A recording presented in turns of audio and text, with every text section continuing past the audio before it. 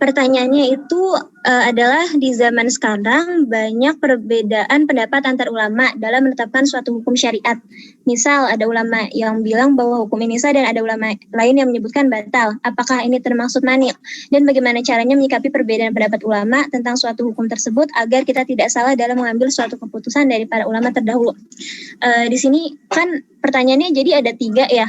Yang pertama, apakah perbedaan pendapat para ulama tentang suatu hukum syariat adalah sebagai mani' gitu. Nah, saya jawab satu-satu dulu ya. Menurut saya mungkin itu lebih ke syarat dan rukun gitu, seperti yang sudah dijelaskan di video tadi. Sedikit penjelasan, syarat atau rukun itu adalah sesuatu yang jika dia tidak ada, maka ibadahnya tidak sah. Nah, bedanya kalau syarat itu di luar ritual, sedangkan rukun itu bagian dari ritual. Nah, contohnya, wudhu itu bagian dari syarat. Karena syaratnya orang sah, sholat yaitu ya harus wudhu gitu. Nah, sementara rukun contohnya sujud, ruku, tahiyat awal, tahiyatul akhir. Nah, itu kan termasuk rukun dalam sholat. Nah, ini contoh syarat dan rukun itu misalkan sebagian ulama itu ada yang berselisih mengenai membaca niat dalam sholat. Nah, itu tuh termasuk syarat atau rukun. Kan seperti yang sudah kita tahu kalau dari mazhab Syafi'i, niat itu bukan termasuk syarat melainkan rukun. Dan sebaliknya menurut mazhab Hanafi, niat itu syarat.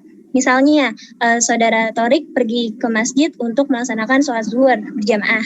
Nah, itu tuh udah termasuk ke dalam niat gitu. Dan dari contoh perbedaan pendapat itu bisa nih menjawab pertanyaan kedua, yaitu pertanyaannya bagaimana cara kita menyikapi perbedaan pendapat ulama. Kita ambil aja gitu hikmahnya, bahwa hargai perbedaan lebih utama dibandingkan memaksakan pendapat. Ya seperti layaknya Bhinneka Tunggal Ika, berbeda-beda tetapi tetap satu juga gitu. Berbeda pendapat boleh-boleh aja, namun jangan sampai mencaci, menghina, apalagi membid'ahkan orang lain gitu. Nah, selama yang diambil dari dalil yang sahih gitu, seharusnya tidak menjadi masalah. Ya, jangan sampai permasalahan itu malah memecahkan persatuan dan kesatuan umat Islam. Nauzubillahi min dzalik. Nah, terakhir pertanyaan yang ketiga, agar kita tidak salah dalam mengambil suatu keputusan dari para ulama terdahulu. Nah, tipsnya itu ada 3.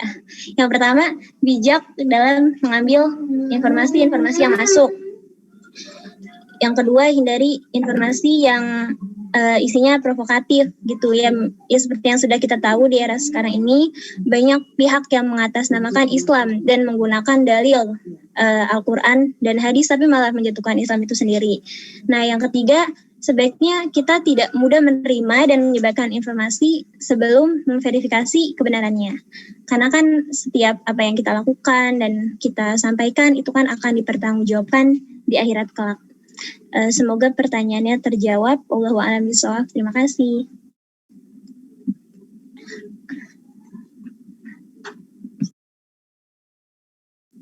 Satu lagi Bu Sari, saya ingin mencoba menjawab pertanyaannya Ibu, yaitu syarat apa tadi? Baik itu menjadi sebab atau syarat gitu dalam melaksanakan sholat. Menurut saya baik itu termasuk ke dalam syarat Bu, karena kan memang salah satu syarat untuk menjadi mukallaf gitu. Itu balik, yaitu seseorang yang sudah dikenai kewajiban syariat. Ya walaupun ada syarat lainnya dalam bab seperti berakal atau apapun seperti itu. Mungkin karena saya bertanya seperti itu mungkin karena tadi saya ngelihat PPP-nya tadi saya ngehnya kok di sebab itu aja. Sorry.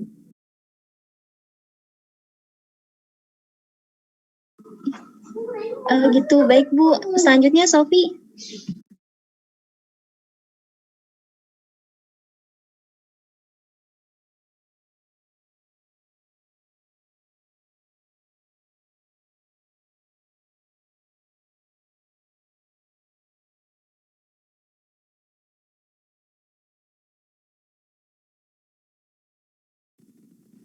Baik, bismillahirrahmanirrahim. Saya Muhammad Faruk izin menjawab pertanyaan dari Ihsan.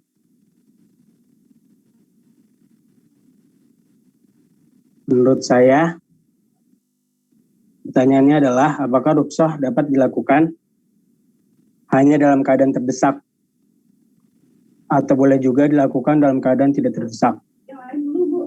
Menurut saya, rukhsah menurut saya itu benar tapi kurang tepat, karena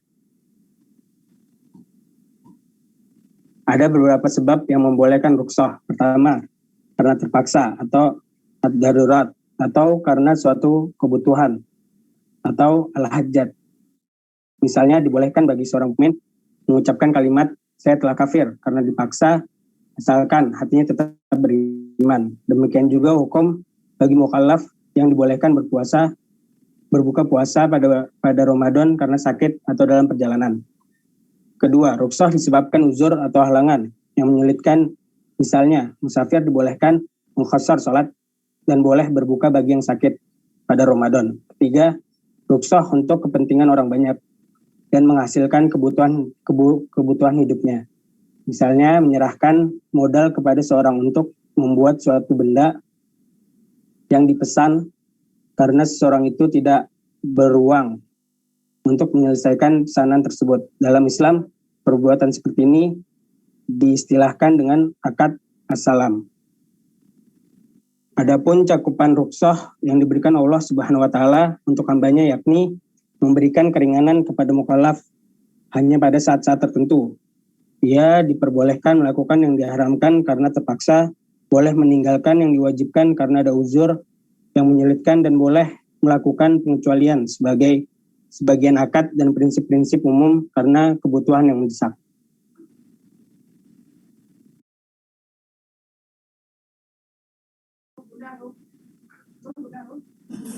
Terima kasih Saudara Faruk atas jawabannya. Ya, sama-sama.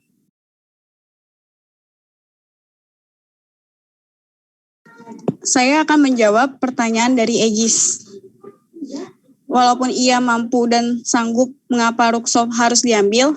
Apa tanggapan Anda jika Anda seseorang yang lebih mensyariatkan kemampuan diri dalam azimah karena untuk bisa melaksanakan rukhsah membuat ia tidak khusus dalam ibadahnya? Jawaban saya, kalau menurut saya, yaitu bagus. Kalau memang ia mampu untuk menjalani suatu ibadah secara penuh tanpa harus mengambil kemudahan, ya sudah, jalanin aja. Kalau seseorang tidak mampu untuk menjalani ibadah dengan azimah, maka diperbolehkan untuk mengambil rukhsah.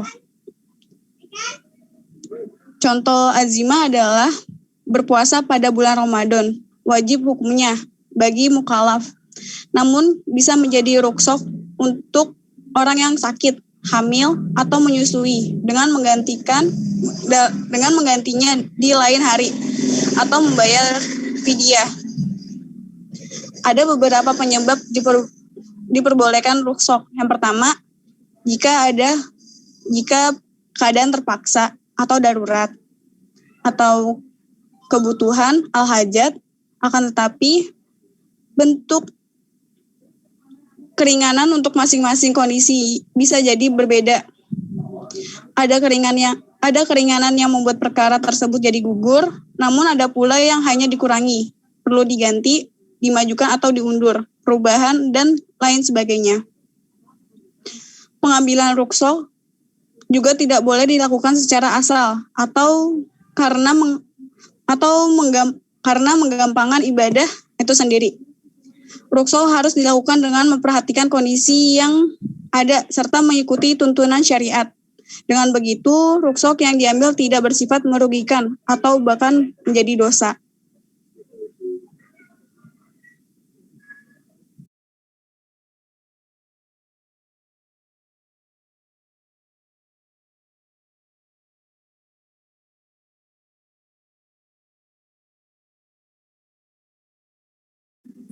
Mungkin itu saja jawaban dari kami dan kami kembalikan kepada moderator.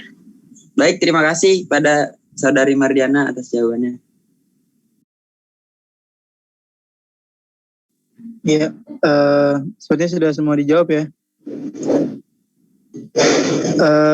Kita buka sesi kedua aja kali ya. Mungkin masih baru mau nanya nih. Silakan kepada peserta jika ingin Yang masih ingin bertanya, dipersilakan. Kita buka sesi kedua. Izin bertanya dong. Suara saya kedengaran nggak? Kedengaran kok. Oke. Saya izin bertanya. Saya melihat dari PPT yang tadi bahwasanya pembagian sebab itu terbagi menjadi dua, di mana sebab al-waqti contohnya adalah syar'i, di mana Allah memerintahkan kita untuk sholat, dan yang kedua sebabnya al-ma'nawi, contohnya pengharaman khamar. Nah pertanyaannya, kan itu adalah hukumnya di mana wajib ya yang dikerjakan dan yang kita tinggalkan. Allah nyuruh kita sholat, hukumnya wajib, kalau ditinggalkan berdosa. Seperti dan juga khamar gitu. Kebalikannya dari wajib itu perintahnya haram, kalau kita lakukan ya berdosa, kalau meninggalkannya dapat pahala gitu. Jadi suatu hukum mempunyai asbab yang ujung-ujungnya berdosa juga kalau kita tinggalkan gitu. Kalau sholat berdosa, kalau kita tinggalkan mendapat pahala. Nah pertanyaannya, kenapa harus terbagi menjadi dua asbab antara al-waqti atau al-ma'nawinya? Kenapa asbab ini tidak disatukan dalam sebab ini? Kenapa nggak dijadikan dalam satu sebab gitu? Kenapa harus terbagi menjadi dua antara al-waqti dan al-ma'nawi? Terima kasih.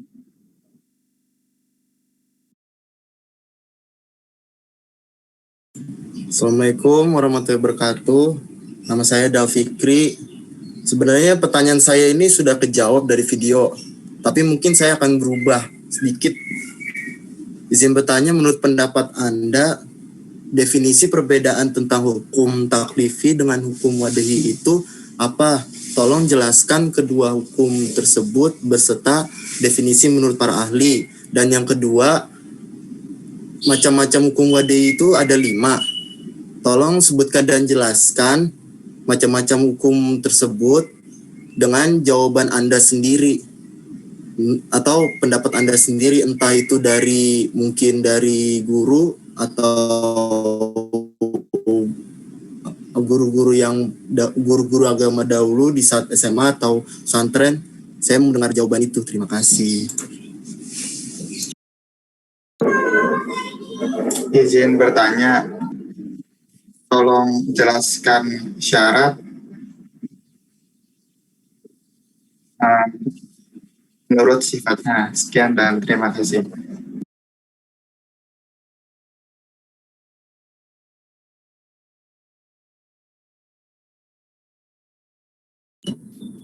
Mungkin dicukupkan saja untuk 3 pertanyaan itu aja ya. Iya, oke. Baik, kita tutup sesi pertanyaan kali ini ya. Dipersilakan kepada kelompok 2 untuk berdiskusi lagi untuk menjawab pertanyaan. Dan untuk teman-teman, kita ada cuplikan video lagi nih. Silakan Gema.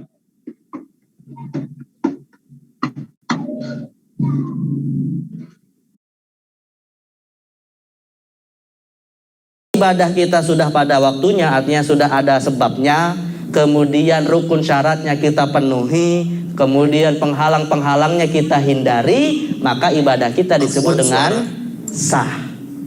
Kalau sebabnya belum masuk, kemudian rukun syaratnya, kalau ibadah kita sudah pada waktunya, artinya sudah ada sebabnya, kemudian rukun syaratnya kita penuhi, kemudian penghalang-penghalangnya kita hindari, maka ibadah kita disebut dengan sah. Kalau sebabnya belum masuk, kemudian rukun syaratnya ada yang tidak terpenuhi, atau ada penghalang yang kemudian merusak ibadah, maka disebut dengan batal. Sah dan batal, nah itu hukum wad'i yang keempat. Jelas nggak? Atau agak cepat saya jelasin hukumnya? Jelas ya. Nah, sampai masalah hukum wad'i sah dan batal, itulah tadi yang sebenarnya dijelaskan cukup panjang lebar oleh Ustaz Hanif. Dan yang terakhir, kalau kita melakukan ibadah, contohnya puasa, dengan sempurna, ya, karena kita tidak memiliki sesuatu yang dibolehkan oleh syariat untuk tidak berpuasa, tapi kita laksanakan dengan sempurna, maka kita melakukan puasa dengan cara azimah namanya. Jadi kita puasa sempurna nih, nggak ada yang membatalkan dan seterusnya, dan juga tidak ada alasan untuk kita tidak berpuasa, maka puasa kita disebut dengan azimah. Tapi kalau kemudian kita mendapatkan sesuatu yang syariat menjadikan sesuatu itu sebagai dispensasi atau keringanan untuk kita tidak berpuasa, maka kita disebut mengambil rukhsah. Nah, jadi azimah dan rukhsah ini bertemu. Azimah melakukan ibadah secara sempurna, rukhsah mengambil keringanan yang diberikan oleh syariat. Rukhsah itu ada dua bentuk. Bisa rukhsah itu adalah kita melakukan ibadah tidak sempurna tapi dianggap sah. Waktu gitu kan. Jadi di apa ya, disebut itu masuk ke sabab al-waqti gitu. Nah, yang kedua itu sabab al-ma'nawi. Nah, ma'nawi ini dia nggak berhubungan dengan waktu pastinya, berhubungannya itu dengan makna gitu. Nah, contohnya itu mabuk sebagai penyebab keharaman khamar. Jadi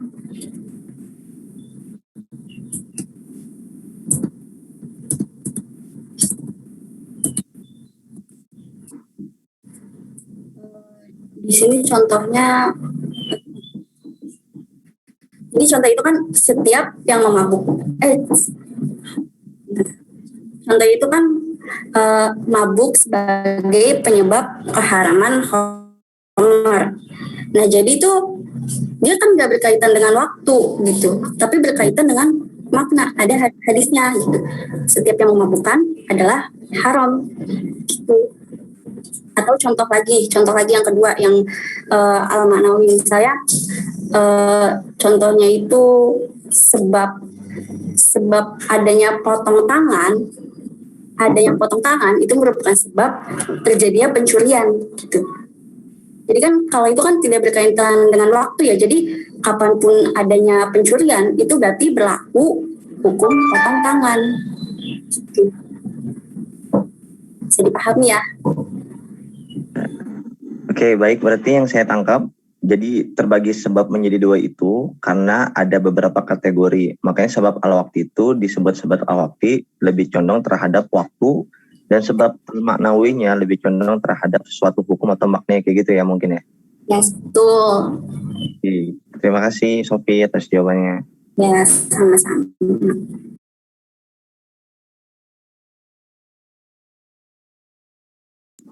Selanjutnya saya akan menjawab pertanyaan dari Haidar. Pertanyaannya yaitu, apa perbedaan hukum tahlifi dengan hukum wadi, dan definisi hukum tahlifi dan wadi menurut para ahli, serta macam-macam hukum wadi menurut pendapat sendiri. Yang pertama, perbedaan hukum tahlifi dengan hukum wadi. 1. Dalam hukum tahlifi terkandung tuntunan untuk melaksanakan, meninggalkan, atau memilih berbuat atau tidak berbuat. Nah, kalau dalam hukum wadi itu tidak ada, melainkan mengandung keterkaitan di antara dua persoalan gitu, sehingga salah satu di antaranya dapat dijadikan sebab, syarat, atau penghalang.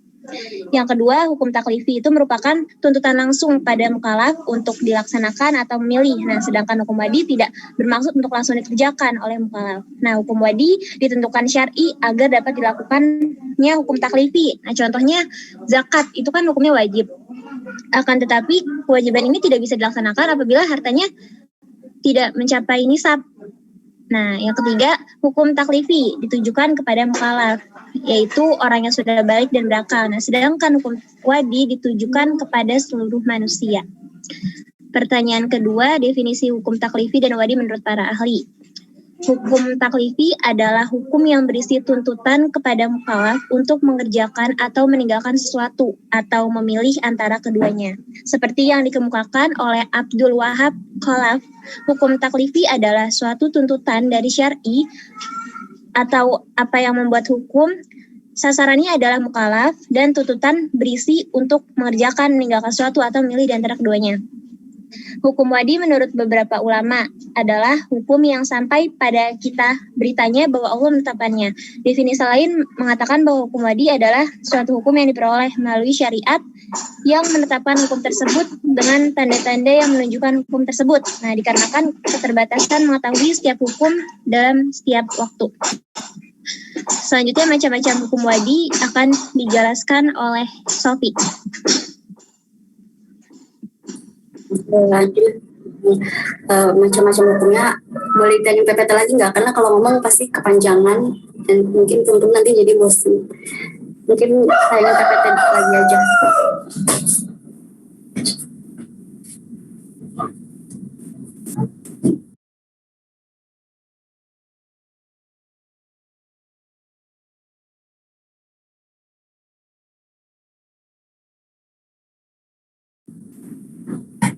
Panitia, boleh tayangin PPT lagi nggak?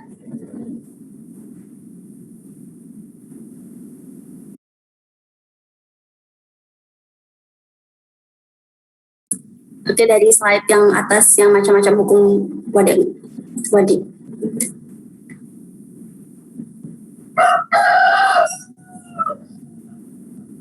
Dan next, nah, dari sini. Tadi kan Hayden nanya ya, yang macam-macam tadi pengertian hukum wadi yang sama taklifi udah dijawab sama Nurul. Nah sekarang Sophie mau jelasin yang macam-macam hukum wadinya. Ini sebenarnya tuh udah sesuai pengertian kita, cuman memang bahasanya agak ribet aja. Oke, teman-teman bisa lihat yang di kotak yang biru ini, itu kan pengertian dari tadi kan macam-macam hukum wadi itu ada 5 kan, ada sebab, syarat, mani, azimah, dan rukhsah, sama sah, dan batal. Nah, yang pertama itu ada sebab. Nah, sebab itu kan di sini pengertiannya itu kan sesuatu yang keberadaannya dijadikan syar'i sebagai pertanda keberadaan suatu hukum. Jadi sebab itu sebagai pertanda adanya suatu hukum. Dan kalau tidak ada sebab, maka hukumnya itu tidak ada. Gitu. Dipahami nggak? Baik, paham.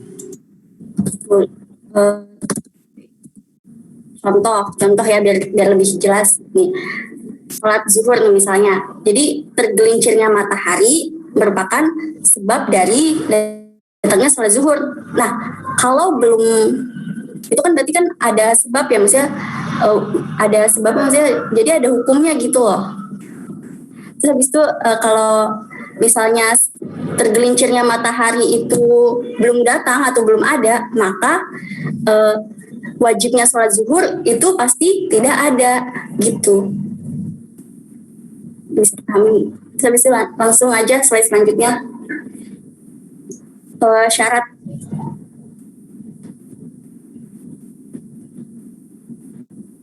Nah, kalau di ini bisa lihat baris yang kedua, itu mungkin agak ribet ya pengertiannya. Kalau pengertian singkatnya sih, kalau misalnya syarat itu kalau misalnya tidak ada syarat, maka hukum itu tidak ada. Jika ada syarat, maka hukum itu belum tentu ada.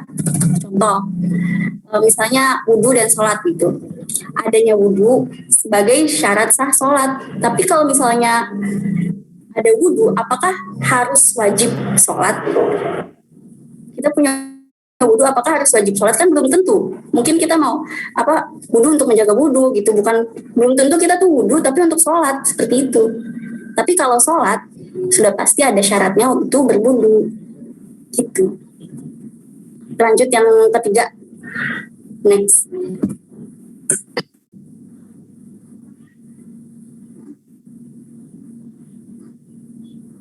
Lanjut yang mani. Mungkin kalau itu kelamaan kali ya, takutnya waktunya kalau misalnya dijelasin pembagian-pembagiannya lagi. Oke, yang ketiga. Nggak apa-apa, disingkat saja. Ya udah. Yang mani itu artinya itu singkatnya itu penghalang. Tuh. Contohnya yang ini, yang bisa dilihat yang paragraf ketiga itu contohnya.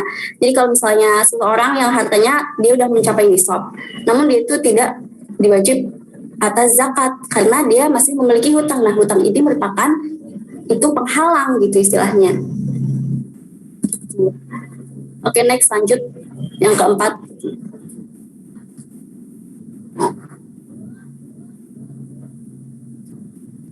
Keempat itu ada azimah dan rukhsah. Azimah itu hukum yang sudah ditetapkan dari Allah gitu istilahnya, udah hukum-hukum yang disyariatkan Allah kepada seluruh hambanya sejak semula, berarti dari dulu seperti itu. Nah kalau rukhsah itu singkatnya itu dia itu kemudahan. Ya kemudahan, nih contohnya bisa dilihat yang baris ketiga, yang jumlah rakaat sholat zuhur itu 4. Nah itu kan itu merupakan azimah, itu sudah ditetapkan oleh Allah. Namun bisa menjadi rukhsah kalau kita rukhsah itu mengqashar sholat gitu. Jadi kalau misalnya ada sebab-sebab tertentu itu kan bisa kita tuh mengambil kemudahan dengan merukhsah sholat gitu. Jadi mengqashar sholat. Nah qashar sholat ini termasuk dari rukhsah gitu. Oke, next slide.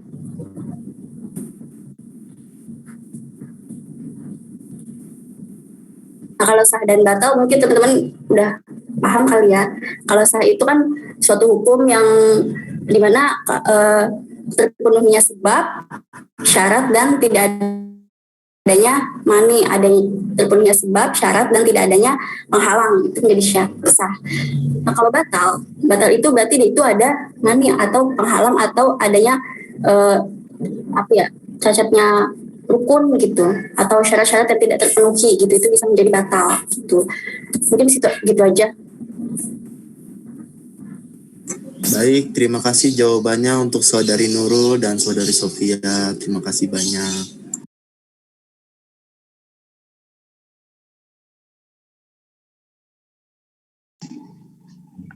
Saya akan menjawab pertanyaan dari Salahuddin Al-Ayyubi.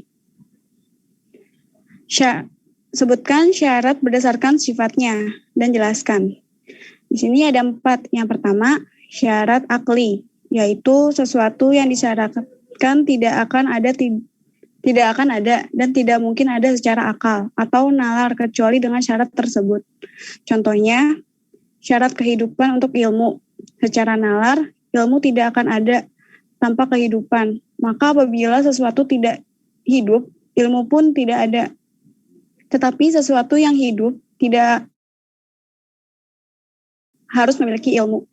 Yang kedua, syarat lugawi, yaitu kalimat atau perkataan yang disebut dengan konteks jika atau yang semakna dengannya. Contohnya, perkataan seorang suami kepada istrinya, yaitu jika kamu masuk rumah, maka kamu akan saya ceraikan. Maka artinya, secara bahasa, perbuatan istri yang masuk ke rumah mengharuskan talak dari suami, dan tidak masuknya istri ke rumah tidak menyebabkan talak. Yang ketiga, syarat syar'i, yaitu sesuatu yang dijadikan syariat sebagai syarat bagi hukum-hukum tertentu. Contohnya, persyaratan toharo untuk sahnya sholat. Syariat telah menetapkan bahwa sholat tidak sah kecuali dengan taharo. Maka secara syar'i adanya sholat tergantung pada adanya taharo, tetapi tidak harus seseorang sholat karena adanya taharo. Yang keempat, syarat adi, yaitu sesuatu yang menjadi syarat secara kebiasaan. Contohnya, mendirikan tangga untuk memanjat ke atap. Secara kebiasaan, seseorang tidak mungkin memanjat ke atap kecuali dengan tangga atau alat semisalnya.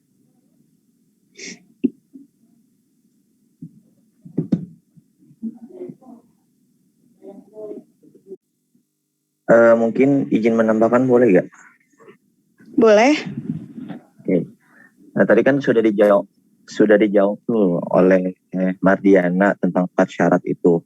Mungkin salah satu syarat yang bisa saya sampaikan, salah satunya itu kan tadi ada 4 syarat, dan menurut saya membaca beberapa buku dan ada syarat yang memang kita lakukan perbuatan kita untuk mewujudkan perbuatan yang lain, itu namanya syarat ja'ali. Syarat ja'ali itu segala hal yang dijadikan syarat oleh perbuatan untuk mewujudkan perbuatan yang lain. Nah, sedangkan syarat ja'ali ini terbagi menjadi 4 macam. Nah, yang pertama, syarat ja'ali itu syarat penyempurnaan adanya masyrut dan tidak meniadakannya. Contohnya apa sih? Seperti kita membayar kontan atau berangsur-angsur dalam jual beli. Kalau bisa dibilang bahasanya nyicil kayak gitu. Nah, syarat ini sah, boleh diadakan. Yang kedua, syarat ja'al itu syarat yang tidak cocok dengan maksud masyrut dan berlawanan dengan hikmahnya. Contohnya yang bisa dibilang kalau kita tidak memberikan nafkah terhadap istri dalam perkawinan kita, itu syarat ini tidak sah. itu nggak boleh. Namanya seorang istri itu harus kita nafkahi, karena itu sudah menjadi salah satu syarat sah dalam kita menafkahi istri kita dalam perkawinan. Yang ketiga, syarat yang tidaknya ternyata berlawanan atau tidaknya ternyata sesuai dengan masyruut. Dan ini syarat yang tidak bertentangan. Dan yang terakhir, mungkin sudah dikatakan oleh teman-teman kelompok 2, syarat ini adalah suatu pekerjaan yang tergantung pada sebab dan syarat. Dan sebab telah ada, sedang syaratnya belum ada. Maka sebab itu tersebut tidak dapat bekerja atau berpengaruh kepada perbuatan itu. Contohnya seperti ini, sebab kalau perbuatan tersebut dikerjakan itu kalau ada masyruut tanpa adanya syarat. Contoh seperti sholat maghrib. Sholat maghrib itu syarat sahnya apa sih? Kan berwudu tadi udah dibilangnya. Syarat sahnya berwudu. Sebabnya apa? Wajib kalau sudah terbenamnya matahari. Maka syarat contohnya ini, sholat maghrib menjadi sah kalau adanya punya. Makanya ada sebab dan ada syarat. Itu sih tambahan dari saya. Terima kasih. Dan syarat. Itu sih tambahan dari saya. Terima kasih. Terima kasih Asroil atas penambahannya. Teman-teman, apakah ada lagi yang ingin menambahkan jawaban dari kelompok kami?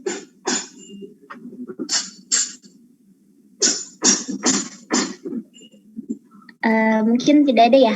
Kalau begitu kami kembali.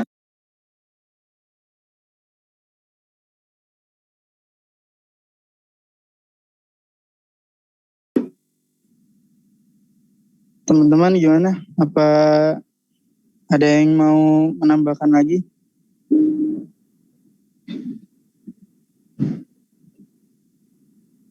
Ya udah, kalau nggak ada kita tutup aja ya. Selesai sudah presentasi kelompok 2 ya. Mari sama-sama kita ucapkan alhamdulillah. Ibu nambah masalah itu. Marilah sama-sama kita ucapkan alhamdulillah. Alhamdulillahirabbil alamin. Semoga ini pelajari hari ini bermanfaat bagi kita semua. Terima kasih kepada teman-teman yang sudah mendengarkan dan hadir pada hari ini. Terima kasih juga kepada Ibu Sari. Terus saya sebagai moderator, saya dan teman-teman sebagai moderator dan panitia, mohon maaf apabila ada kekurangan pada pertemuan hari ini. Saya tutup presentasi kali ini. Wabillahi taufiq wal hidayah. Wassalamualaikum warahmatullahi wabarakatuh. Assalamualaikum warahmatullahi wabarakatuh. Dipersilakan kepada Ibu Sari jika ingin menambahkan materi yang dibawakan kelompok 2 tadi. Silakan Ibu. Terima kasih. Saya nambah masalah aja deh ya. Oke, teman-teman. Saya beneran nambah masalah teman-teman. Jadi artinya saya sudah munculkan di GCR tugas kalian. Karena saya nggak tahu nih, kalian diem karena ngerti, apa karena bingung. Karena memang usul fiqh itu menyebalkan menurut saya. Karena dulu pelajaran yang paling agak bahasanya memusingkan tuh usul fiqh. Karena tadi antara sebab dan syarat aja itu tuh memusingkan. Karena tadi kan sebab. Kalau dia ada, hukum ada gitu. Nah, otomatis kita bicara dalam konteks yang sangat besar sebenarnya kalau bicara sebab kan gitu kan. Makanya tadi kenapa saya tanya balik, balik itu menjadi sebab atau syarat. Makanya tergantung, kalau dalam konteks yang lebih besar dia menjadi syarat. Dalam artian, saya jadi tadi mikir juga akhirnya, kok balik jadi sebab ya? Tapi satu sisi kita melihat dia jadi syarat gitu. Kalau konteks yang lebih kecil dia masuk syarat gitu. Tapi dalam konteks yang lebih besar artinya balik menjadi syarat seseorang menjadi mukallaf, beda dengan balik menjadi syarat seseorang. Nah, itu lebih spesifik lagi kan tadi misalkan dalam melakukan sholat gitu kan. Itu jadi syarat. Tapi kalau sebab konteksnya lebih umum gitu. Karena jujur setiap ada pelajaran usul fiqh itu saya nggak bisa benar-benar yang mikir banget, salah bahasa sedikit aja mengacaukan bahasa gitu. Oke ya, teman-teman. Pertama saya ingin menjelaskan sedikit doang. Artinya gini. Kalau tadi kelompok 2 mempresentasikan wad'i dibagi menjadi 5, di buku saya sebenarnya saya menjelaskan wad'i menjadi 3. Jadi cuma sebab syarat mani. Karena apa? Tadi kelompok 2 sudah mendefinisikan hukum wad'i itu secara istilah adalah adanya yang membuat dia menjadi sebab, menjadi syarat, menjadi mani gitu kan. Tapi akhirnya tadi dia melihat definisinya Imam Amidi juga yang akhirnya menambahkan ada juga sahih ya kan, ada butlan gitu kan, ada juga tadi rukhsah dan azimah. Barusan saya baca Wahbah Zuhaili nambah lagi sohih, butlan, fasad, rukhsah, azimah. Nah, beda butlan dengan fasad beda lagi tuh gitu kan, karena sesuatu dikatakan batal kalau apa, dikatakan sesuatu itu rusak kalau apa, dan konsekuensinya beda. Nanti ada lagi yang menambahkan, jadi ada jadi 10. Jadi ditambah dengan ada, kodo, dan i'adah gitu kan. Karena lagi-lagi simple. Tadi kebetulan ada yang nanya juga beda taklifi dengan wadi itu apa? Satu, taklifi terfokus dengan perbuatan mukallaf. Artinya, makanya tadi kita makan hukum wajib kalau begini. Artinya itu selalu koneksinya adalah perbuatan mukallaf, perbuatan orang yang sudah akil dan balik yang dianggap menjadi mukallaf. Sedangkan wadi terkait dengan hal-hal yang terkait dengan perbuatan tersebut. Artinya nggak to the point ke perbuatan tersebut, tapi yang terkait dengan hal. Contohnya tadi bisa jadi kita ngomongin kalau datang tentang masuknya waktu, itu kan kita nggak bisa ngapa-ngapain gitu. Makanya di sini masuk kedua, perintah dan larangan atau kita sebut dengan hukum taklifi terbatas pada kemampuan dalam mukallaf untuk melakukannya. Artinya kalau ngomongin, makanya taklifi itu lebih tenar karena jelas kita harus ngapain. Tapi kalau wadi itu kadang masuk ke dalam hal yang di luar jangkauan, kita nggak bisa memaksakan matahari cepat masuk gitu kan. Ini yang ini yang membedakan nanti di situ. Makanya kenapa kalau kita ngomong hukum wadi itu bisa jadi ada makdurat, artinya ada yang masuk dalam cakupan kita, ada juga yang tidak masuk dalam cakupan kita. Tapi pada dasarnya hukum wadi itu memang tidak. Makanya kenapa hukum taklifi dibilang lebih tenar karena simple. Artinya ini wajib, sunnah dan lain sebagainya. Tapi kalau hukum wadi ini lebih rempong. Ini syarat, ini mani, ini sebab, ini kita azimah aja, ini rukhsah aja gitu. Artinya itu terkait dengan hal-hal yang kita lakukan gitu. Tadi terima kasih juga buat kelompok 2 ya. 2 apa 3 nih tadi? Yang akhirnya jadi sambil kita nunggu menjawab dikasih videonya tentang tema yang terkait sekali. Jadi paling enggak sambil nunggu sambil nambah wawasan gitu. Ini seru gitu. Terus terakhir adalah taklifi fokus pada permasalahan mukallaf, artinya permasalahan orang-orang yang masuk cakupan mukallaf yang berakal dan balik. Nah kita bahasnya lebih ke perbuatannya langsung. Tapi wadi itu permasalahan ibad. Kita akan ngebahas tentang anak kecil, nggak boleh begini, majnun, nggak masuk menjadi mani, gitu kan? Artinya lebih umum, lebih ke sana. Karena memang akhirnya taklifi dan wadi lebih ke sana artinya, karena makanya kenapa taklifi menjadi sangat fokus karena jelas apa yang kita lakukan. Kalau wadi adalah sebab-sebabnya, syarat-syaratnya, apa yang menjadikan mani, dan akhirnya hukum-hukum yang menyertai hukum taklifi lebih ke sana, pelengkap mungkin. Nah tadi menarik ketika kita bicara rukhsah. Ini saya bicara dari cakupannya Imam Syafi'i.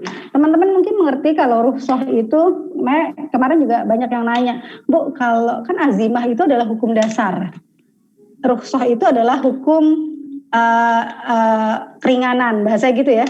Jadi kalau pertanyaan Bu, kalau misalkan kita dalam kesulitan terus ada potensi untuk dikasih rukhsah, nah masalahnya menarik nih, potensi, karena simpelnya seseorang berpotensi mendapatkan rukhsah biasanya ada 2, yaitu biasanya kalau alasan-alasannya kalau nggak karena sakit, mustafir, ya kan? Tapi Imam Syafi'i mengambil titik tengah, jadi bukan karena sakit atau musafirnya, tapi lebih karena uzurnya, ketidakmampuannya gitu kan. Makanya banyak orang yang, saya musafir gitu. Pertanyaannya yang jadi sering biasa gini, Anda jalan-jalan misalkan ke suatu tempat, Anda musafir lebih dari berapa kilometer misalkan, terus tiba-tiba sholat, nah yang sering-sering gini, sholat nggak ya Anda gitu, sholatnya kodo atau kodo, sholatnya di kosor atau enggak, karena saya suka teman-teman suka ngomong gini biasanya, ente kan musafir di sini, udah sholatnya nanti aja di jamaah aja nggak apa-apa gitu kan, suka denger yang kayak gitu kan.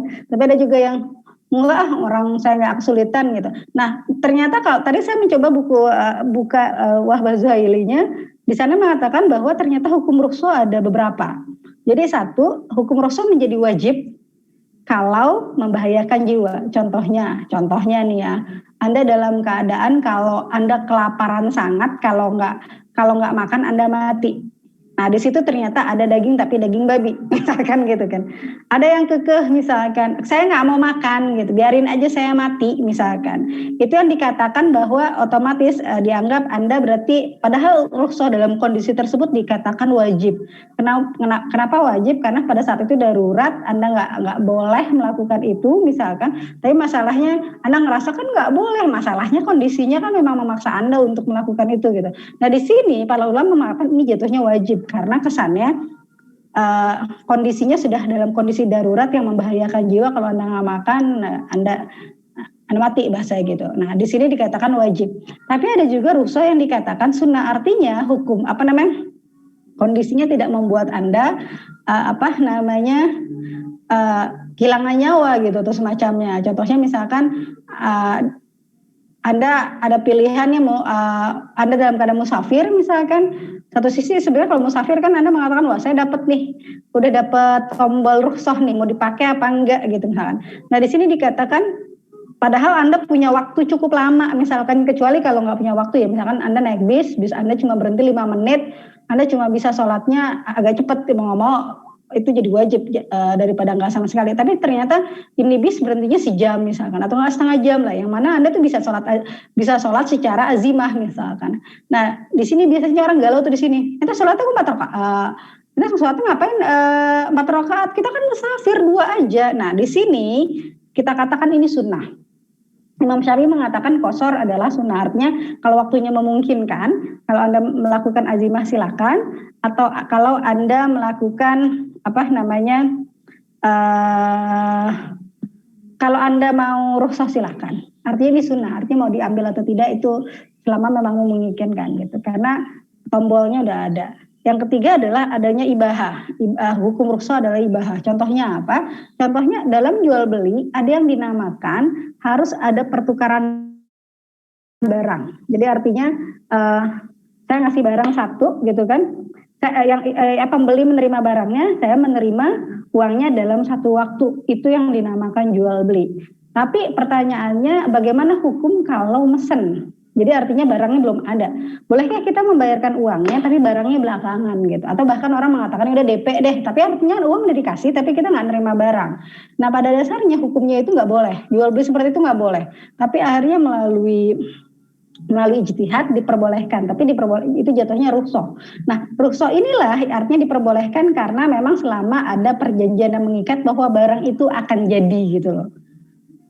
Jadi ada perjanjian yang seolah tidak ada yang rugi dengan hal tersebut. Nah hal yang seperti ini disebut dengan ibahah, artinya dibolehkan, jadi tidak disunahkan. Jadi rukhsahnya bukan sesuatu yang disunahkan atau diwajibkan, artinya diibahahkan. Mungkin kita mau beli tapi orang ini nggak punya modal buat bikin barangnya, kan kita pengennya udah beli barangnya udah ada, jadi kesannya berarti orang itu harus punya modal dulu untuk bikin barangnya, terus terjadilah pertukaran. Tapi ada orang-orang tertentu kan dia punya kemampuan tapi bikin sesuatu dengan bagus tapi nggak punya modal, terus hari kita pesen. Nah kalau melihat ke hukum jual beli kan nggak boleh gitu. Tapi kalau karena ada perjanjian, ya Pak nanti jadi 2 minggu lagi dan lain sebagainya, maka disebutkan itu yang disebut dengan asilmi, itu ada jual beli dengan pesanan itu diperbolehkan, tapi hukum itu jatuhnya rukhsah, tapi hukumnya ibahah, bukan disunahkan juga. Kalau disunahkan jadi udahlah mendingan pesan aja gitu. Padahal lebih bagus malah langsung the point gitu kan. Atau boleh dilakukan, boleh tidak, itu pilihan. Nah, di sini yang menarik adalah rukhsah dalam mazhab Syafi'i dilandasi dengan alasan uzur, artinya bukan karena sakit dan perjalanan. Karena bisa jadi dia sakit, tapi sakitnya juga nggak membahayakan jiwa, artinya dia cuma sakit gigi misalkan, padahal dia masih bisa puasa. Jadi bukan alasan saya sakit, berarti saya nggak puasa karena saya dapat rukhsah yang dalam puasa diperbolehkan sakit misalkan seperti itu. Nah di sini Imam Syafi'i mengambil alasannya bukan karena sakit, atau misalkan dia mengatakan saya puasa, saya perjalanan jauh 3 hari 3 malam gitu, oleh karena itu saya nggak mau puasa. Padahal misalkan atau enggak saya melakukan perjalanan jauh gitu, sehingga saya tuh mau kalau qashar sunnah jatuhnya. Artinya ada hal-hal yang sebenarnya tidak membuat dia uzur, yang membuat dia, artinya kondisinya juga bagi dia biasa aja. Tapi jadi sakit dan perjalanannya itu tidak menghalangi dia untuk melakukan tidak terlalu urgen-urgen banget misalkan dalam hal ini, maka lebih diutamakan untuk melakukan sesuatu secara lazimah atau dengan hukum dasar gitu. Ini karena alasan Imam Syafi'i adalah uzurnya ada atau tidak. Uzur ada tapi tidak terlalu mendesak, ya mungkin disunahkan gak usah. Atau uzur sebenarnya nggak ada gitu, dia perjalanan atau dia sakit tapi nggak ngaruh juga. Nah ini yang makanya diutamakan untuk melakukan lazimah. Walaupun kalau Imam Hanafi mungkin beda lagi gitu kan. Oke. Teman-teman, makanya ini adalah contoh-contoh dasar yang saya coba gambarkan, karena sebenarnya kalau Anda bicara hukum wadi itu panjang lebar banget. Jadi saya mau sebutin tapi nanti mengacaukan tugas Anda sebenarnya. Kayak tadi sebab gitu kan, ada sebab terus sebab, pahami deh sebab sama syarat, terus ada mani tadi yang ceramah juga menarik kan. Jadi kalau ini semuanya terkait soal satu sama lain kan. Misalkan ada kalau ada suatu perbuatan kita sudah memenuhi sebabnya, memenuhi syaratnya, tidak menghindari maniknya gitu, maka kita masuk dalam masuk dalam cakupan sahih, artinya perbuatan jadi sahih. Kalau Anda berbicara konsep besar, maka Anda bicara tentang bagaimana kita bisa berpositif thinking pada berbagai kemungkinan. Karena paling gampang gini, ada nih orang kaya, tapi kok dia nggak zakat ya gitu kan. Terus orang kan melihat secara kasat mata gitu kan. Tapi kalau Anda belajar usul fiqh secara tidak langsung, Anda berbicara berbagai kemungkinan. Oh, dia nggak zakat soalnya dia hartanya belum masuk haul misalkan, belum masuk pada sesuatu yang disyaratkan, atau jangan-jangan dia uangnya banyak itu utang gitu, jadi belum masuk ke dalam orang yang wajib zakat misalkan. Atau artinya kita mencoba untuk dengan memahami usul fiqh, kita mencoba untuk melihat hal-hal di luar itu. Kita nggak melihat cuma dia kaya, punya mobil banyak, terus nggak zakat. Kalau orang fikih kan sih, kalau orang belajar fikih doang kan sih, wah harta nggak bener nih orang, ini kaya, ini tapi kok nggak zakat. Tapi kalau Anda belajar usul fiqh, Anda kan akan memahaminya lebih jauh. Jangan-jangan ada sebab yang tidak terpenuhi ya, atau jangan-jangan ada syarat yang tidak terpenuhi ya, atau jangan-jangan ada mani yang tidak bisa dihindari, atau dia punya hutang dan lain sebagainya. Sehingga dari situ kita mencoba, oh mungkin belum, gitu aja, karena nanti nggak terlalu repot dengan apa yang dilakukan orang lain gitu kan. Itu aja sebenarnya, lebih ke arah sana.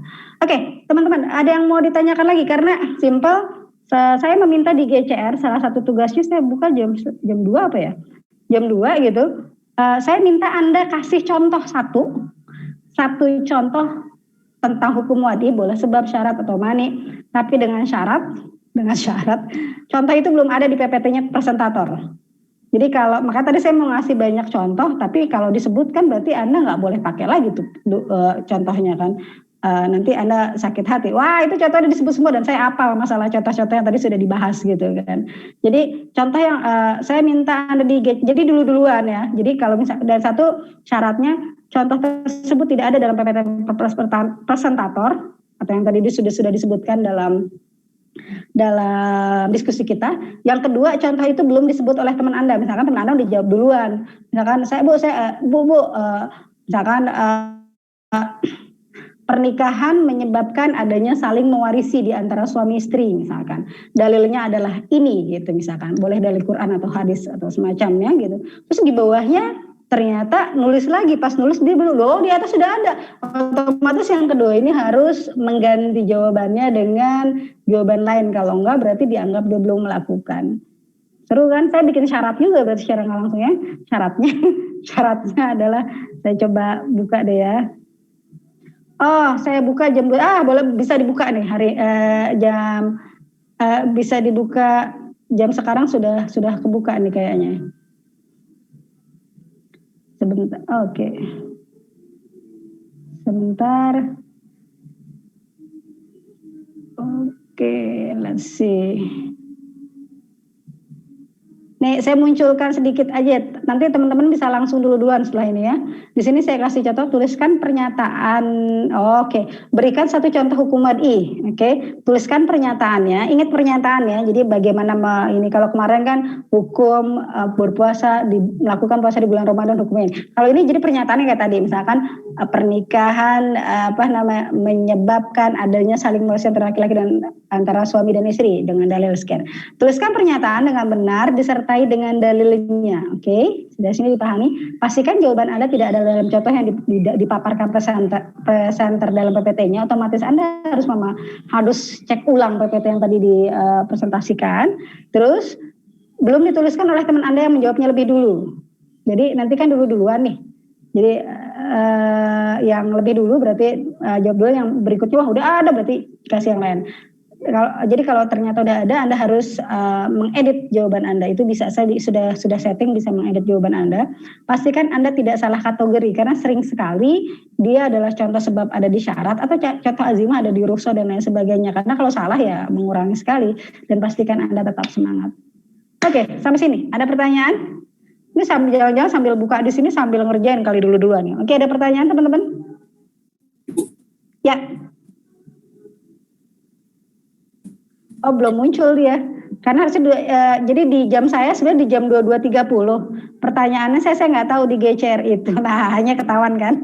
Pertanyaannya di GCR itu biasanya pakai jam yang mana nih? Sehingga akhirnya ini padahal 22.30 sudah saya buka sebenarnya. Dan deadline-nya seperti biasa jam Cinderella malam ini. Dia kan udah muncul kan? Udah muncul kan? Sudah kelihatan di saya soalnya. Oke. Kayaknya saya udah dicuekin nih kayak gini ya. Kalau dicuekin saya mundur aja deh. Oke, teman-teman. Kalau nggak ada yang mau nanya, berarti saya anggap.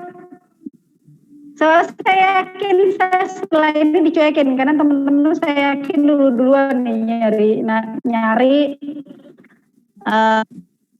Oke, teman-teman.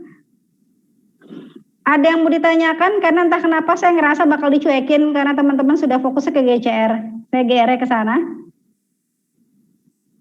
Nggak ada? Ibu, saya mau nanya. Kalau nggak ada, oke silakan dia. Misalnya jika ada seorang duda yang memiliki ya kedengeran. Okay. Jika ada seorang duda yang memiliki anak laki-laki sudah balik, terus menikahi janda yang memiliki anak perempuan yang sudah balik, lalu tinggal di satu rumah, apakah anak perempuan itu bisa menjadi mahram si ayah karena sebab pernikahan antara ibu dengan ayahnya? Terus bagaimana hubungan si anak perempuan itu dengan anak laki-lakinya si ayah, Bu? Apakah bisa jadi mahram juga? Oke, menarik ya. Ini Anda akan bicara berarti tuh. Oh, sebab berarti ya. Ini yang dikatakan bahwa sebenarnya ketika misalkan ada seorang laki-laki punya anak gitu kan. Terus juda punya anak laki-laki dan janda punya anak perempuan dan mereka menikah, maka otomatis itu yang kita bilang ada hukum yang mengatakan bahwa wanita yang dinikahi oleh ayah Anda gitu, maka itu menjadi mahram Anda gitu. Jatuhnya ke sana. Jadi jatuhnya bukan dikatakan tidak boleh menjadi mahram Anda sih, tidak boleh dinikahi sebenarnya. Jadi orang memahami itu mahram. Pertanyaannya itu mahram mu'aqqad mungkin ya. Nah pertanyaannya kan asumsinya kalau dia jadi mahram berarti anaknya juga tidak bisa dinikahi juga oleh kita gitu kan. Makanya itu sering kalau cerita drama tuh seru tuh. Waduh, orang tua kita saling suka sedangkan kita saling suka juga. Biasanya gitu ceritanya. Gimana cara kita batalkan pernikahan kita supaya kita aja nikah, kan banyak tuh yang kayak gitu. Karena asumsinya memang secara hukum masyarakat kesannya kalau udah jadi ayah tiri gitu kan, atau ayah sambung lah bahasanya lebih halusnya, biasanya otomatis dia menjadi ayah kita juga dan otomatis anaknya menjadi saudara kita. Itu jadi masalah baru. Kecuali kalau ternyata dia tuh cuma anak angkat, nah itu lain cerita. Biasanya nanti akhir cerita tuh kayak gitu, ternyata anaknya bukan anak bapaknya tapi anak angkat, jadi nggak apa-apa gitu. Artinya memang itu menjadi salah satu alasan, sama seperti halnya Anda akan mengatakan misalkan gini, kalau misalkan ada seorang laki-laki menikahi seorang perempuan gitu kan, ternyata perempuannya itu punya saudara perempuan lagi yang lain gitu, dan ternyata dia suka sama si A karena dia dulu pernah sakit hati sama si B misalkan. Dia dulu punya mantan si A, terus ternyata dia nggak tahu, dia menikahi B yang ternyata dia baru tahu misalkan si A itu adalah mantan yang dulu yang nggak ada kabar gitu. Pertanyaan muncul lagi lah rasa cintanya. Artinya kan, tapi dengan dia menikahi si B, maka otomatis dia tidak boleh menikah dengan A karena mereka sama-sama saudara. Kan dalam Islam tidak boleh menikahi dua saudara wanita secara bersamaan gitu kan. Bukan bersamaan, nggak boleh gitu. Artinya otomatis adik iparnya menjadi mahram akotnya gitu kan. Kecuali kalau sudah dicerai terus dia menikah bisa, tapi selama itu belum terjadi itu nggak bisa. Jadi memang dalam pernikahan pun ada hal-hal tertentu, misalkan ada yang saling menghalangi gitu, artinya wah ini nikahin aja nih biar dia nggak bisa nikah sama ini gitu. Ini kan saudara nih gitu. Jadi memang dengan memahami itu jadi kita ngerti gitu. Oh kenapa dia nggak bisa nikah? Oh mungkin karena ini. Oh mungkin karena ini. Yang jadi seru tuh biasanya kalau nikah dengan dengan tante tapi tante atau pamannya tapi paman jauh gitu sebenarnya. Ada mengatakan itu boleh nggak sih gitu. Tapi bukan paman adik orang tua ya. Kalau adik orang tua kan jadi muhrim kita kan. Tapi dengan paman tapi pamannya mungkin kalau bahasa kita sepupu dua. Jadi pamannya tapi dari arah kakek yang sebelah sono gitu. Sebagian kan masih mengatakan tapi itu tetap paman, tapi pada dasarnya mengatakan itu bukan, itu dikejauhan banget masalahnya. Sehingga akhirnya saya ingat banget ada teman saya, dia cerita kakaknya nggak mau nikah karena asumsinya dulu dia pernah jatuh hati mau menikah dengan seseorang dan ternyata pas ditelusur itu masih paman walaupun dengan kakek yang berbeda. Sehingga akhirnya lagi-lagi pada dasarnya dia mengatakan itu nggak apa-apa, cuma tetap karena ini hubungannya saudara kesannya dilarang lah oleh keluarga besarnya. Dan akhirnya ya sudah sampai sekarang nggak nikah misalkan gitu. Nah tapi lagi-lagi kan untuk bisa menginformasikan itu nggak apa-apa, tapi itu nggak semudah itu karena kalau keluarga besar yang tiba-tiba nggak jangan yang lain aja gitu. Nah itu yang seringnya nanti seperti itu. Oke ya, dipahami ya? Ya Bu, terima kasih. Ada lagi? Nih kayaknya sambil ngedengerin sambil ngerjain ya. Oke silakan Hernawati.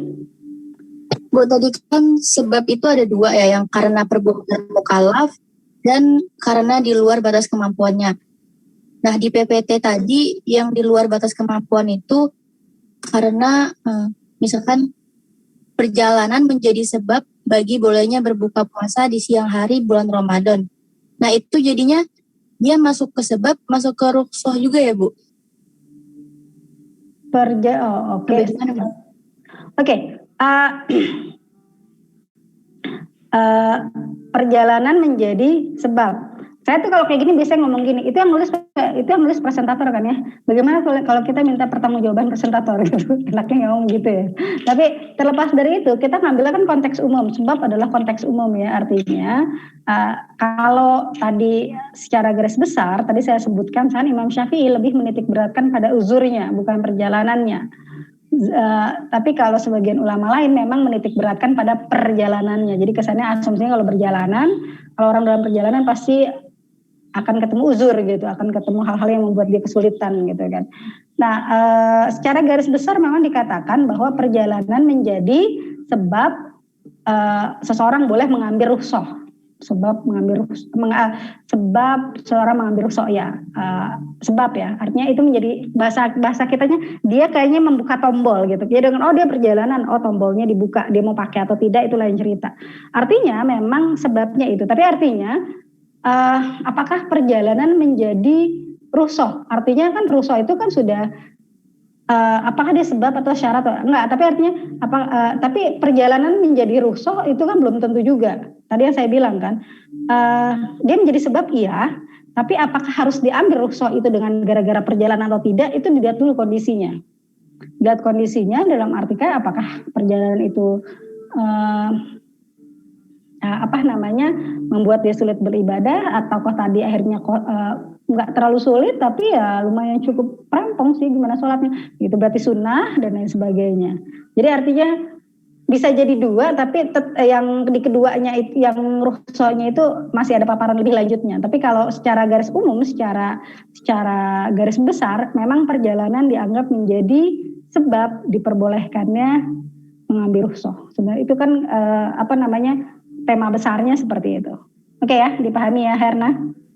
Jadi rukhsahnya jadi pilihan gitu Bu? Karena kan tadi rukhsah pun tadi kalau menurut Imam Syafi'i kan rukhsah pun akhirnya harus dilihat juga dari karena perjalanannya seperti apa nanti kan harus didefinisikan juga. Nah, secara garis besar memang dia menjadi sebab diperbolehkan rukhsah. Tapi kalau perjalanannya seperti apa, nah itu yang harus diperjelas lagi sehingga akhirnya ketahuan rukhsah mana yang bisa diambil. Oke ya? Ya Bu, paham. Oke. Ada lagi? Atau saya mulai dicuekin gara-gara teman-teman sudah mulai fokus dalam mengerjakan. Oke, silakan. Izin bertanya, Bu. Silakan. Terkait rukhsah itu kan ya, kenapa rukhsah? Rukhsah itu wajib jikalau membahayakan jiwa ya, Bu. Membahayakan, sebenarnya kita mengatakan bukan membahayakan jiwa. Ada 5 hal yang dianggap membahayakan, tapi memang jiwa yang lebih utama. Oke. Terus? Baik Bu, jadi ini mungkin saya ingin bertanya terkait rukhsah ketika tadi penjelasan Ibu ketika kita udah lapar banget, terus ketika kalau kita nggak makan sama sekali kita mati, di situ ada misalnya daging babi. Nah, jikalau orang tersebut berprinsip dia ini mati dalam keadaan yang bersyariat gitu Bu, dengan mati syahid. Contoh ketika kita untuk berjihad Bu. Untuk kita berjihad, berangkat jihad itu kan merupakan suatu hal yang membahayakan. Nah, seperti hal tersebut itu kita apakah pada zaman Rasulullah itu ada rukhsahnya Bu atau gimana Bu? Oke, ini 2 hal yang berbeda nih. Satu tadi kita mengatakan satu berjihad, yang kedua artinya kan tadi berjihad kan memang dari awal tujuannya memang konsekuensinya adalah otomatis musyahidan kan, mati syahid gitu kan. Sedangkan kalau yang konsep kedua yang tadi kamu katakan yang kedua adalah ketika misalkan dia dalam kondisi kelaparan, artinya misalkan dia dalam perjalanan di tengah gurun, terus pada dasarnya dia kesannya bertahan hidup tapi nggak ada makanan apapun yang tersisa kecuali misalkan makanan yang dianggap haram misalkan. Nah di sini 2 hal yang berbeda. Yang pertama memang niatnya sejak awal berjihad berarti memang untuk untuk mengejar syahid. Jadi pada dasarnya memang tujuannya untuk mengejar syahid. Bukan kalau yang kedua tadi dia mungkin musyafir atau dalam kondisi yang mana dia nggak terduga dia dalam kondisi seperti itu gitu kan. Artinya dia tidak bertujuan untuk beda ya, dia tidak bertujuan untuk yang dia ada di negara atau enggak misalkan dia dikurung oleh non muslim, dikurung di penjara. Nah ini bedakan juga ya, dia dikurung di penjara terus ternyata dia nggak dikasih makan kecuali babi gitu. Nah di sini biasanya ada 2 pihak sih. Yang satu mengatakan bahwa diambil rukhsahnya. Nah padahal sebenarnya itu tujuan si pengurungnya supaya dia makan babi. Nah biasanya kalau dalam keadaan kayak gini berarti kesannya akhirnya orang memilih, enggak, saya menunjukkan saya tidak akan makan babi gitu kan. Tapi beda halnya ketika dia sebenarnya di satu tempat yang mana tidak ada apapun kecuali daging babi misalkan yang harus dia makan, atau tidak, kalau dulu gini, tidak ada siap apapun yang bisa dimakan kecuali sesuatu yang mungkin dianggap tidak halal misalkan. Nah, otomatis demi untuk tanda kutip supaya dia tetap bisa melanjutkan perjalanan yang memang tidak maksiat dan lain sebagainya, makanya diwajibkan dia untuk supaya dia bisa bertahan hidup, salah satunya adalah makan sesuatu yang tidak halal tersebut gitu. Tapi jangan berharap, aduh saya kelaparan, saya nggak mau keluar rumah, tapi di depan mata saya ada ada babi panggang, aduh saya mati nih kalau nggak makan. Nah itu mah udah tahu ada pilihan gitu kan. Ini kan kesannya dia nggak bisa gitu kan, dia nggak punya pilihan dan memang bukan tujuannya untuk mati misalkan. Dan nah ini yang membedakan nanti darurat. Nanti kita akan bahas sebenarnya secara tidak langsung Anda harus buka bab tentang darurat. Kapan sesuatu dikatakan darurat? Nah yang darurat ini yang tadi kita masuk dalam kategori wajib sebenarnya. Oke ya, Gis? Baik Bu, terima kasih Bu. Paham ya? Oke, ada lagi? Ibu satu lagi Bu terkait tadi yang penjara itu Bu, di penjara. Sedangkan ada dalam posisi seperti itu dalam umat Islam. Nah kalau yang dalam penjara itu kan berarti sebenarnya bukan cuma terkait dengan kita. Di sini sebenarnya diuji adalah, jadi intinya gini loh, kalau Anda mengatakan makosidul homsah, jadi ada tujuan, jadi ada hukum syariat kan diturunkan untuk 5 hal, untuk menjaga 5 hal kan, menjaga menjaga agama, menjaga diri, menjaga nasab, menjaga keturunan gitu kan, ada 5 kan. Nah artinya yang paling utama dikatakan yang pertama harus dijaga adalah agama gitu dikatakan kan, sehingga akhirnya kalau tadi misalkan ada orang memang sengaja membuat kita lapar tidak mau makan, jadi kesannya hanya ngasih makannya itu yang daging babi gitu. Mungkin di sini berbeda pendapat, nanti ada orang mengatakan ya kalau masalahnya kalau dia nggak makan daging babi misalkan kalau dia nggak makan dia mati gitu. Nah tapi mungkin ada orang yang lebih kekeh mengatakan oh enggak, di sini bukan masalah makan, di sini lebih melihat keimanan kita tuh diuji gitu. Kita bisa nggak nahan diri supaya nggak makan, tapi karena memang orang lihatnya ke situ gitu. Tujuannya beda gitu loh. Nah kalau modelnya kayak gitu ya nggak makan gitu loh. Lebih ke sana artinya. Karena aspeknya sudah sangat complicated, bukan hanya cuma sekedar kita makan untuk menjaga diri, tapi di sini asumsinya kalau Anda makan, Anda menjaga diri, tapi kesannya orang lihat Anda melanggar keyakinan yang akhirnya yang kayak gitu. Hanya disitulah orang-orang tertentu mengatakan saya tidak mau makan sama sekali. Cuma beda cerita kalau misalkan tidak ditekan dalam keadaan seperti itu, tapi ternyata memang adanya cuma dagingnya itu dan biasa dikatakan ya Anda harus makan karena kondisinya sangat mendesak dan kesannya itu yang lebih dijaga itu adalah diri gitu. Tapi kalau kondisinya disuruh milih Anda menjaga diri, nyawa diri sendiri atau menjaga agama ya otomatis yang lebih utama dinaikkan adalah agama dari situ. Oke ya, konfliknya beda. Ada lagi teman-teman? Makasih Bu. Ada lagi teman-teman? Saya sambil ngecek nih siapa yang ngejawab duluan nih di GCR. Ada lagi teman-teman? Wah sudah 2 orang yang jawab ya. Ibu, ya, kan tadi kata Ibu gak boleh sama ya, sesama dari kita tuh gak boleh sama jawabannya. Oh betul, iya. Sementara kita kan gak bisa ngelihat jawaban yang sebelumnya. Bisa, coba bilang, bisa kok. Bisa ya Bu? Bisa, Anda mau komen juga bisa. Saya kan sudah setting. Coba, bisa kan? Di mana Bu? Oh, masalahnya gini, Anda nggak bisa ngelihat kecuali Anda sudah ngejawab. Iya kayak gitu Bu. Ya udah Anda jawab aja dulu, baru lihat. Oh ternyata dia belum baru jawab. Karena itu jawabannya bisa diedit. Oh jadi langsung diedit aja ya Bu kalau sama. Langsung diedit kalau sama. Oke, makasih Bu. Oke, terima kasih. Terus ada lagi? Ini sudah ada nih, ada 3 orang yang menjawab. Sudah ada Ananta, Ihsan, ada Nur Hafifah. Baru 3 deh, ya baru 3 orang. Oke, ada lagi yang lain? Saya tahu fokus Anda sudah bukan ke saya. 3 orang sudah menjawab. Kalau nggak ada saya tutup ya, biar Anda fokus ke GCR ya. Bisa? Halo? Ya, saya dicuekin. Ya Bu. Baik Bu, baik Bu. Oke teman-teman, selamat mencari ide. Tenang, banyak itu. Ada sebab syarat mania, ada sahibutlan, ada rusul azimah gitu kan. Artinya silakan beri satu contoh dengan dalil, jangan lupa pastikan. Jadi otomatis Anda harus ngotak-ngatik tuh ya PPT-nya kelompok 1, jangan sampai ada di situ jawabannya kalau ada berarti Anda dianggap batal. Boleh kepake juga tuh ya. Ibu. Oke. Ibu. Iya silakan Herda. Contohnya di PPT tadi aja atau yang udah disebutin? Kalau mau tantangan sih contohnya di PPT yang sudah disebutin ya. Tapi gini deh, karena yang tertulis adalah yang di PPT biar gampang dilihat yang ada di PPT deh. Karena yang masalahnya ini di record nggak?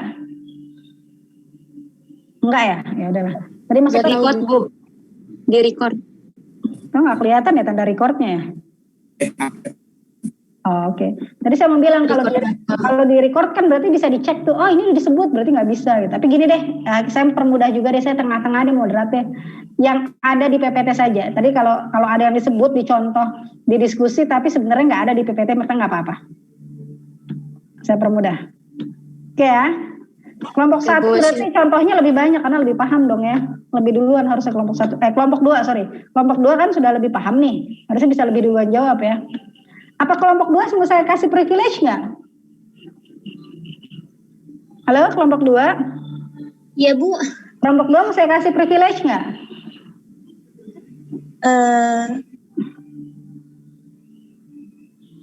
Nggak mau?